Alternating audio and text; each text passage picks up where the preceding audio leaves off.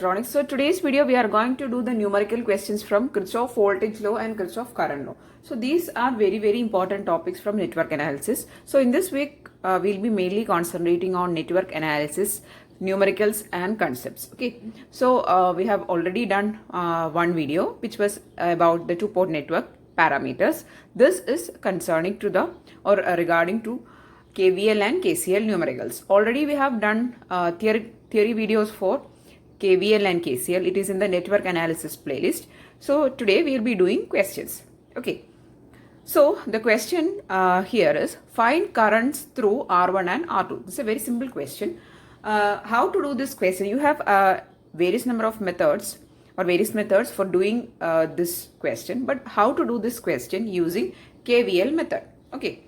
So I'm going to write the KVL equations. I really hope that you know how to write the KVL equation.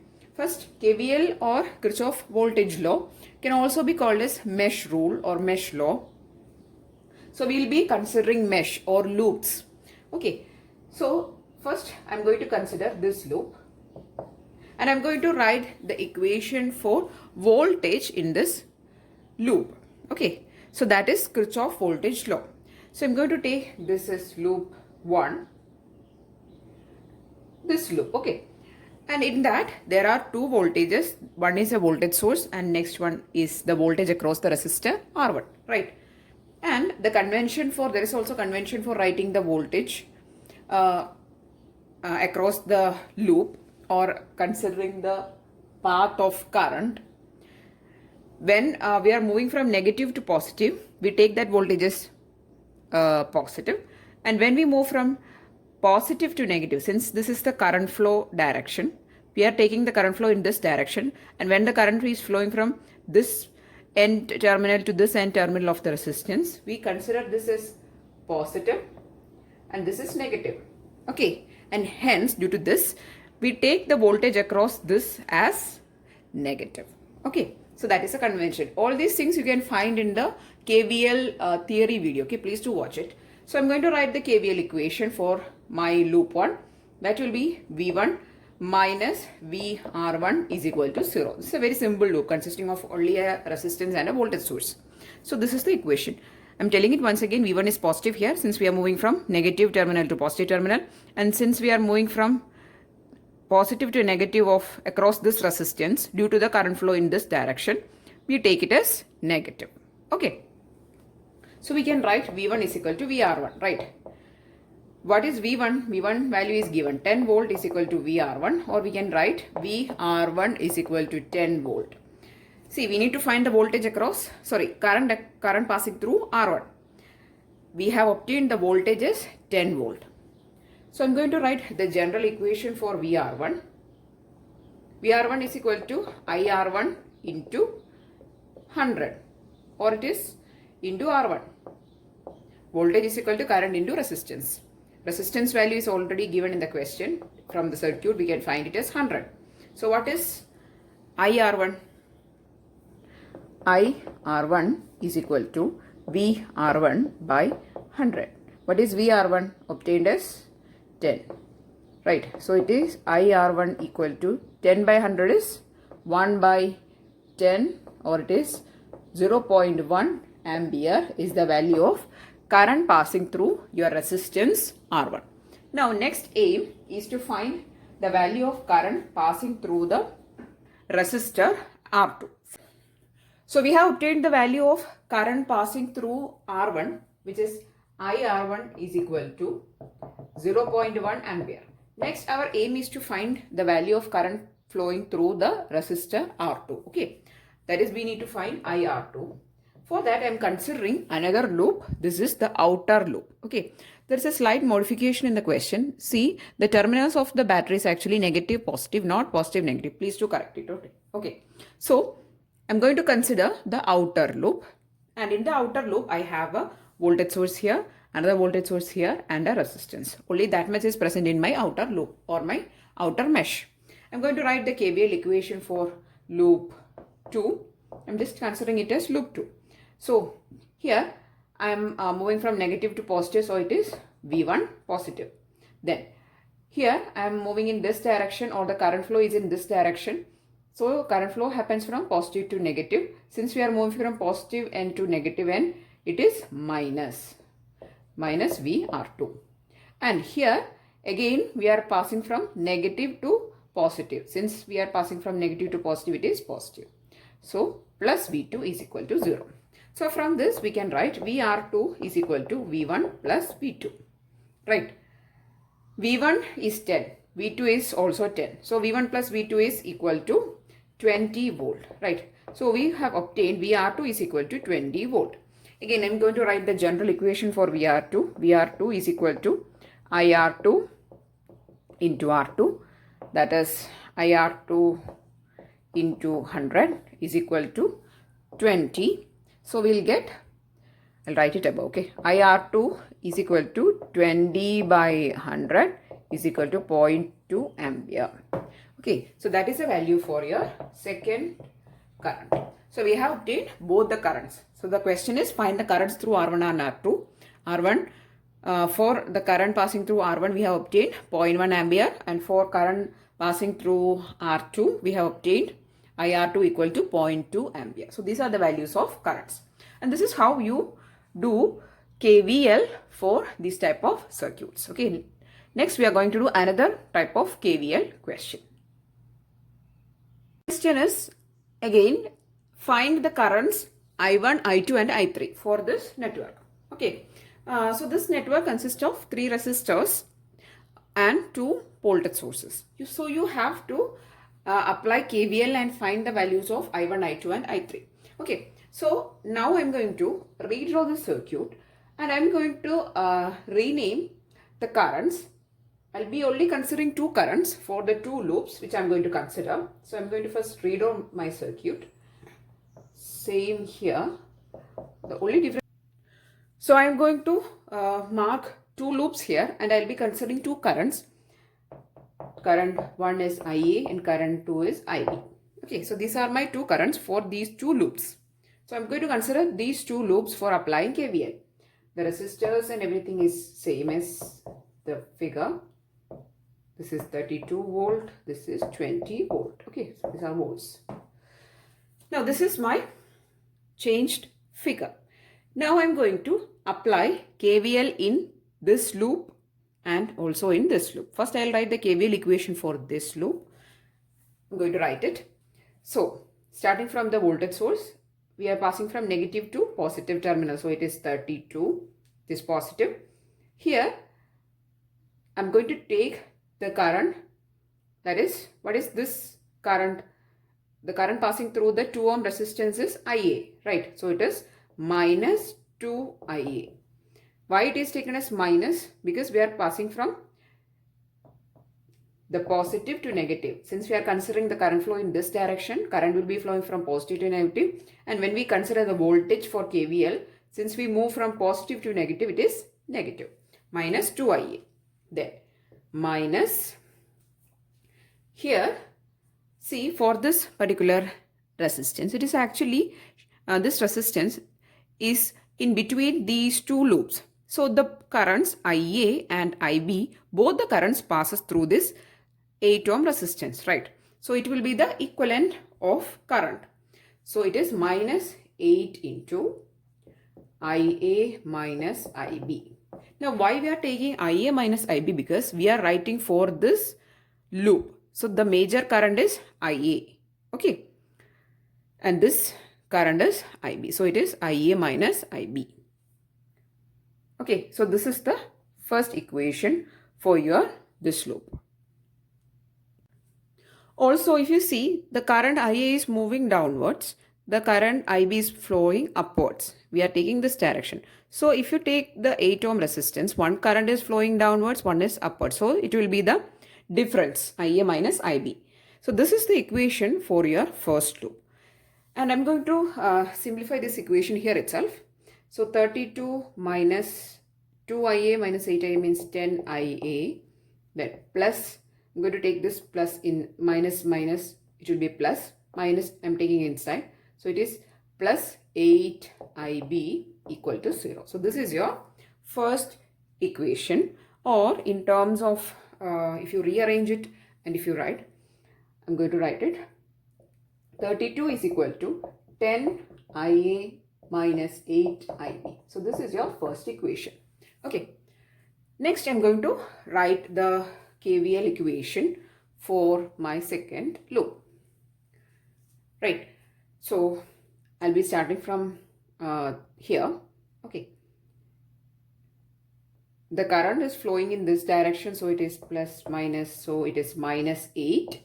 And here we are writing the KVL for this loop. The major current is IB, and there is also another current which is passing through 8 ohm, which is in the opposite direction of this IB. So it is IB minus IA. Okay. If you practice this type of questions, it is very easy for you to have these concepts. Then you won't waste too much of time while solving these questions. Okay. Then for this 4 ohm, it is minus 4, and the current passing through the resistance is IB, which is the current in this loop. Okay. Minus 4 IB. Then here we are moving from positive to negative terminal of the battery. So it is minus 20 equal to 0. Again, I'm going to simplify it. Minus 8 IB is here. There is a minus 4 IB, so it is minus 12 IB. Then plus 8 IA minus 20 equal to 0. Again, I'm going to write in this form. I'm going to take this 20 to other side. So it is 20 equal to, the remaining is 8 IA minus 12 IB. This is your equation number 2. So these are my two equations which I am obtaining if I write the KVL equation for my first and the second loop. Okay. Now, I have the two equations in my hand, and if there are only two unknown variables, which is IA and IB. And if you solve these two equations, you'll be getting the value of IA equal to 4 ampere and IB equal to 1 ampere. Okay. So this will be the values. Approximately 4 ampere and 1 ampere will be the value of currents IA and IB obtained. Now we don't want the values for IA and IB. We need I1, I2 and I3, which is in our exact question. So what is I1? I1 is actually the current passing through the 2 ohm resistance, which we have taken as IA, and it is in the same direction of IA itself. So I1 is equal to IA, which is equal to 4 ampere. Okay. Next, what is I2? I2, if you see this figure, IB is flowing in this direction, but IA is in the opposite direction. So I2 equal to minus IB.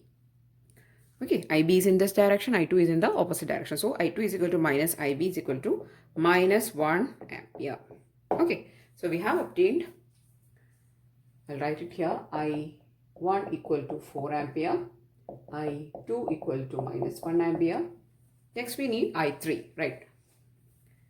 See, this is I3. I3 is the value of current passing through 8 ohm, right? So if I3 we need to find, then I3 is actually equal to IA minus IB. The current passing through this 8 ohm is the difference between the current IA and IB, since they are in the opposite direction. IA is flowing, see, it is down, and IB is flowing up. Okay, so IA minus IB it is. What is IA? It is 4 minus 1, which is 3 ampere is the value of I3. I3 is equal to 3 ampere.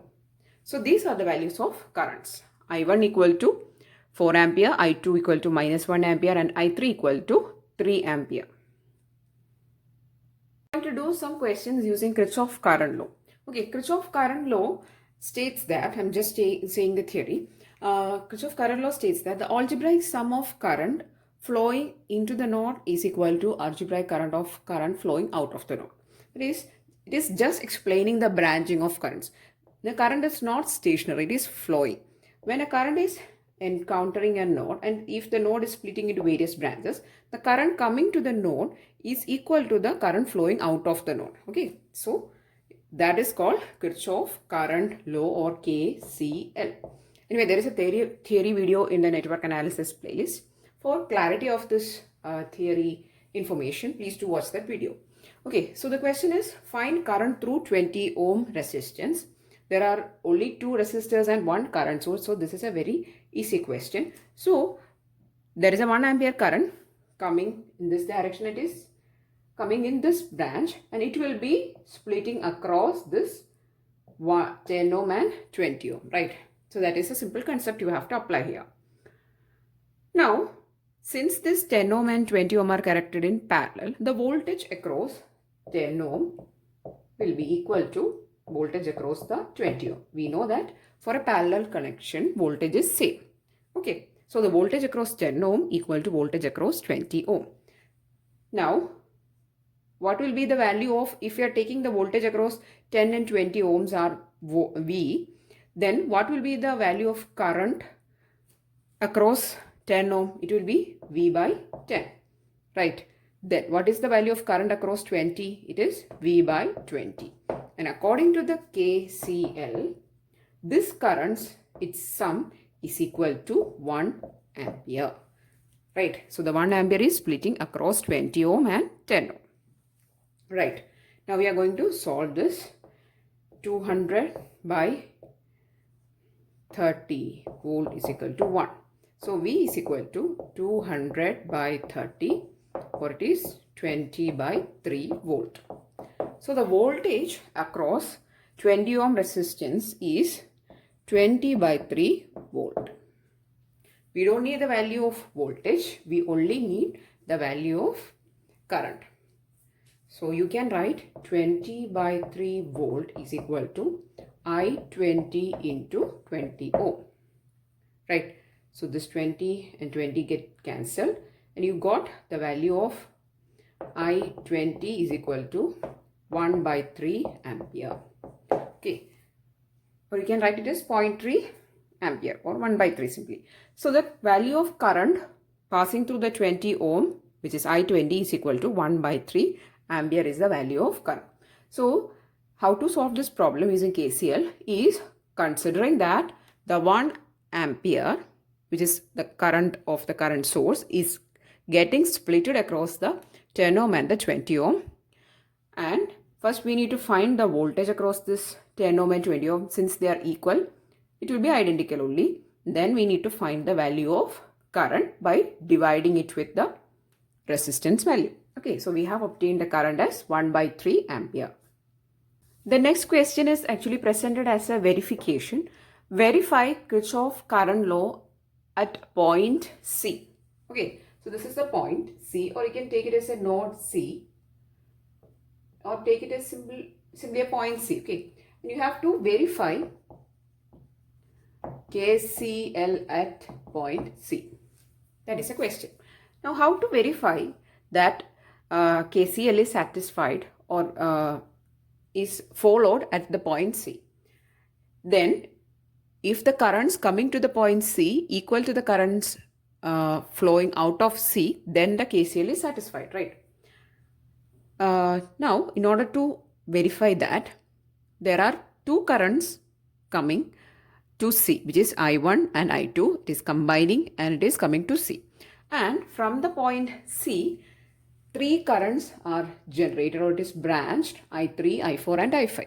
So you have to consider, or you have to check for I1 plus I2 is equal to I3 plus I4 plus I5 in order to verify that KCL is satisfied at C. That is, I1 plus I2 should be equal to I3 plus I4 plus I5. Now we need to find, for proving this or for verifying this, you need to find what is I1, what is I2, what is I3, what is I4 and I5. Okay. Now, in order to find all these currents, we know that there is a total current in this circuit, and this current will get branched across these resistor combinations, right? So, in order to find I1, I2, I3, I4 and I5, first we need to find what is the total current. And before finding what is the total current, the total voltage of the connection or the circuit is given as 132 volt. So we need to find total current, And for that, we need to first find what is the total resistance. Okay. The total resistance actually splitted across this combination and this combination. So first we need to find what is the equivalent of this connection. Then we need to find what is the equivalent of this connection. Then we need to find the total resistance. Simply, this is two parallel resistors. These are three parallel resistors. So apply parallel equation for this combination and for this combination, and then these two parallel connections are connected in series to each other. So take the sum of these two combinations equivalent, then you will get the total resistance of this circuit. The total voltage by total resistance will give you the total current. That is the concept. So that is the first step. Okay, so first I'm going to find what is the equivalent of this connection. So I'm going to take this, there is a point called A here, there is a point called C here. So I'm going to call the equivalent RAC. So 1 by RAC is equal to 1 by 2.4. This is 2.4 ohm, this is 1.7. So 1 by 2.4 plus 1 by 1.7. That is 1 by RAC. And if you solve it, you will be getting the value as approximately 1 ohm. Okay. 1.00 something you will be getting, you can take it as 1 ohm. Okay. So RAC is equal to, so you have obtained RAC, that is the equivalent of these 2 points, is equal to 1 ohm. Next step is to find the equivalent of these parallel 3 resistor connection. So I'm going to call it as RCF. So it is 1 by RCF is equal to 1 by 60 plus 1 by 20 plus 1 by 30. And if you solve it, you will get RCF is equal to 10 ohm. Okay, so we have obtained the equivalent of this parallel combination and also this combination. So RAC is equal to 1 ohm, RCF is equal to 10 ohm. Now this RAC and RCF is in what connection? Series connection. So the total resistance, you can call it as RT, is equal to RAC plus RCF, that is 1 plus 10 is equal to 11 ohms. Okay, I'm going to redraw the circuit as a simple connection of 2 resistors with 1 ohm and 10 ohm. There is a current IT, there is a voltage whose value is 132 volt. Again, you can redraw as a single resistance because we have obtained RT equal to 11 ohm, right? Okay, I'll redraw it as 11 ohms. Now, this is the equivalent circuit. Now, we can find what is IT, right? What will be IT? IT is equal to voltage by resistance, that is 132 by 11, which is equal to 12 ampere is the total current of this circuit.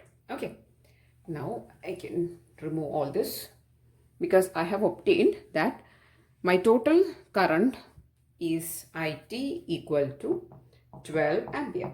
So what is happening to this 12 ampere? This 12 ampere is coming across this combination of resistance, and then it is getting splitted across this 2.4 and 1.7.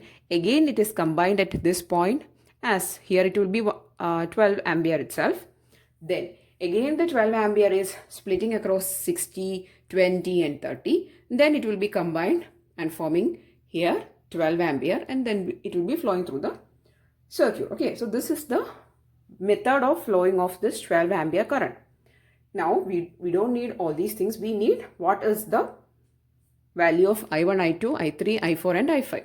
Okay, first in order to find I1, I2, I3, I4 and I5, first we will find what is the voltage drop coming across this combination and also across this combination. Okay, we can call it as VAC. Right. Now, what is the total resistance of this combination? That is what is RAC. RAC is 1 ohm. Okay. So it is RAC into IT. That is VAC. See, the total current flowing through this combination is actually equal to IT itself, right? 12 ampere is getting splitted across this and this. So total current in this combination is 12 ampere itself. And the total resistance is 1 ohm. So 1 into 12. So the voltage across VAC, or the voltage drop across this region AC, this region, is equal to 12 volt. Okay.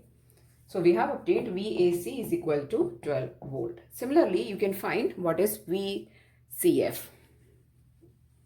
That is, what is out of this 132 volt, some voltage will be getting dropped across this combination and across this combination. We know that voltage is not same for series connection.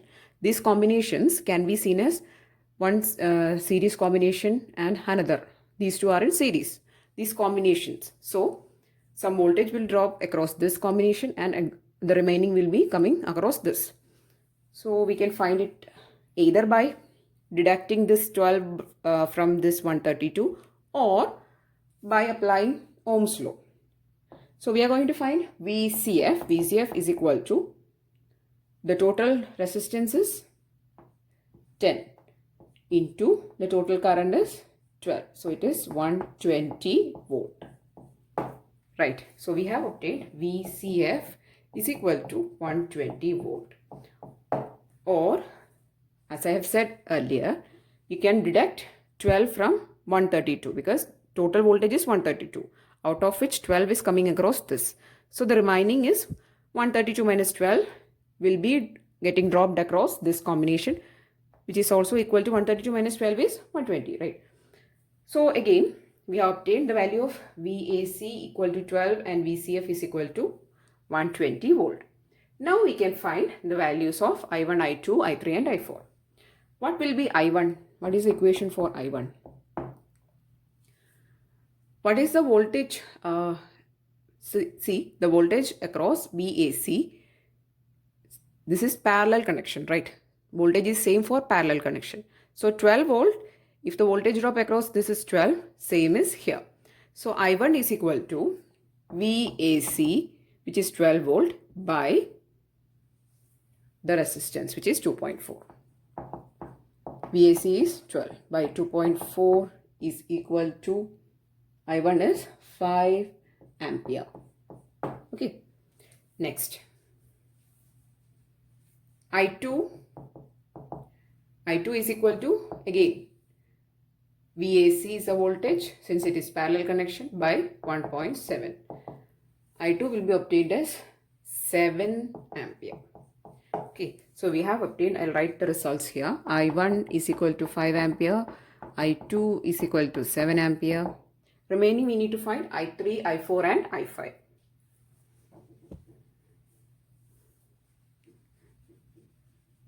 What is equation for I3? I3 is equal to VCF. Again, this is parallel combination of three resistors. Voltage is same. So, VCF by 60 is I3. That is 120 by 60 it is. And I3 is 2 ampere. Okay. I'll write it here. I3 equal to 2 ampere. Similarly, you can find the values for I4 and I5. I4 is equal to VCF. Write it directly. 120 by 20. That is equal to 6 ampere. I4 equal to 6 ampere. And lastly, I5 is equal to 120 by 30. That is equal to 4 ampere. So we have obtained all the currents. Now we need to just check for KCL. According to KCL, what need to be satisfied? I1 plus I2 equal to I3 plus I4 plus I5. Right.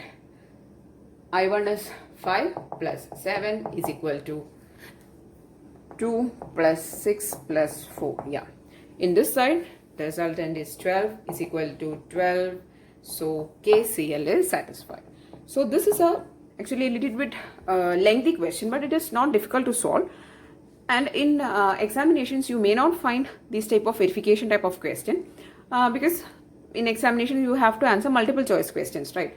But in exams, sometimes they will be asking to find what is the value of I2. Sometimes they will be asking any of these currents or the voltage drop. So these type of questions can come. Okay, so this is how you can solve these type of circuits using KCL and KVL. So we have actually done 2 questions from KCL and 2 questions from KVL. One was simple and one was a little bit difficult. Okay, so these numericals are very useful because you know that for any competitive examination you can have a mesh analysis or you can have a this type of KCL type of question. Okay, so these are very important for your semester exams also. So I really hope that you found this video useful for your preparation. If yes, please do give it a thumbs up, and also please do share this videos maximum. And if you want more videos, please do subscribe to the channel. Thanks for watching and keep on watching.